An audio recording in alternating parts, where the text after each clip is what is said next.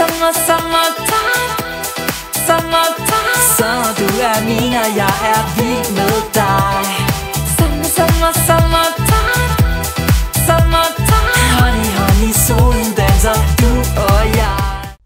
This is just a short note before we start the weekly sun sign for you guys, Capricorn. You have to remember that on my channel, Maria and RainbowLand, it's a good idea to go and find the weekly astrology forecast for all signs. That's collective forecast, because this sun sign forecast is for you, from your perspective of the world, from where you're seeing things.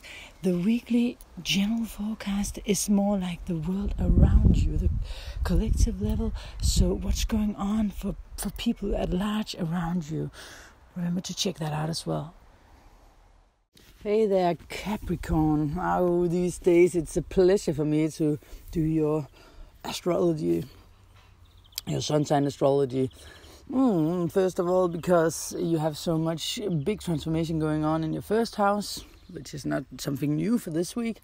But since last week, we had Uranus moving into your fifth house, and I just want to see this love and romance blossom for you. So it's on the table. So you have to now realize that you have to make the life that you want and follow your heart. That's the theme. My motto is don't follow trends, follow your heart, and it fits so well with Capricorns. So you know that you always focus upon working hard and being the responsible authority figure that has it all under control realistically. And this time it's your turn to let go, to enjoy life, to follow your heart, to feel into what it is that makes your life the most beautiful. What can you do to make changes? Or if you don't do it, life will do it for you. So the thing is that we have Venus moving into your seventh house of relationships. So you have to ask yourself, since you have Saturn, your own planet, in the first house, so it's at home. They're looking at your identity. How is my identity in regards to relationships? That's a big question here. Are the relationships in my life really in alignment with who I am, is what you need to ask yourself. Are you connecting emotionally with the partners you have, whether it's business partners, marital partners, or whatever kind of partners you have in your life? Are you connecting with them on an emotional level? Because your seventh house is in Cancer. It's about your emotions. And the thing is that at the same time, we have the Sun now in Gemini, and that's the shift of this week. Also, besides from the Venus shift, and that's your health house, and that's your day-to-day routines. And you might be busy, feeling like it's all over the place, because for Capricorn, you have Gemini in your sixth house, so you're kind of like born with a tendency of work-wise, always having something to do, having a lot of balls in the air work-wise, and being busy. But also needing to take care of your health. Maybe there are some new health routines you need to investigate. Mercury is in your fifth also. It didn't enter this week, but so you've been feeling it last week as well. But it's in opposition to Jupiter this week in your 11th house. So we have 5th and 11th in play, and it's kind of like, in the 11th house, we connect to people, we explore more. You need to change and open up to larger groups of people. And at the same time as you follow your heart and open up to your heart and find a balance between what you want and the other people want. But in this regard, you need to change. You being a cardinal sign and an earth sign, of course, it's kind of like not always so easy for Capricorns to change, since they are the captains. And why would they change? They are always kind of like the ones in charge, right? But this is kind of like calling you to change and make changes yourself within your life.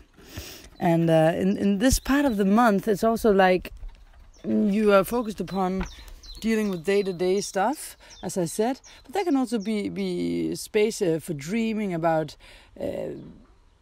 more spiritual goals in your life, for example. You will get the opportunity for a lot of hanging out with other people, as I said, and you like to participate, but at the same time you really focus upon your own stuff, at this moment, and in an egoistic way. So again, it's kind of like you have to open up towards other people and engage in them and let them take part of your life. Especially around the 25th, it can be a little bit hard for you to find that balance. But after that, you'll be able to find the right rhythm in both one way or the other. And in the weekend of the month shift here in this month, as we shift into June, there can be some really pleasant and giving togetherness with other people. If you're in a steady relationship, maybe your partner could criticize you a little bit at the end of the month, but don't take it too personally unless I know that you might do that. But what it is for you, Capricorn, is that you need to expand and have faith that there are ways that you can go through this change. You need to remember that sometimes you need to go out of your comfort zone and try new things. And let go, not hold on, but try to be in the flow. Try to release whatever is holding you back. We also have Mercury forming a trine to Pluto, and Pluto is in your sign, so it's your identity we are talking about here. And Pluto is deep changes which you've been experiencing a lot since 2007, and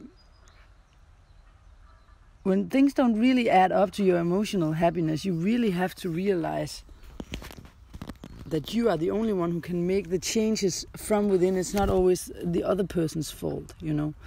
You have to look inwardly and change from within. And it's okay.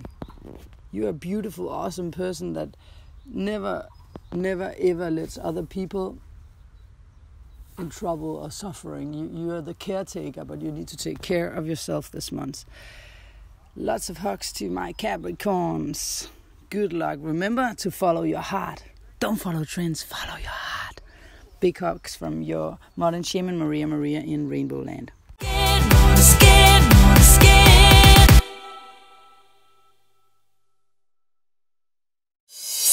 Summertime.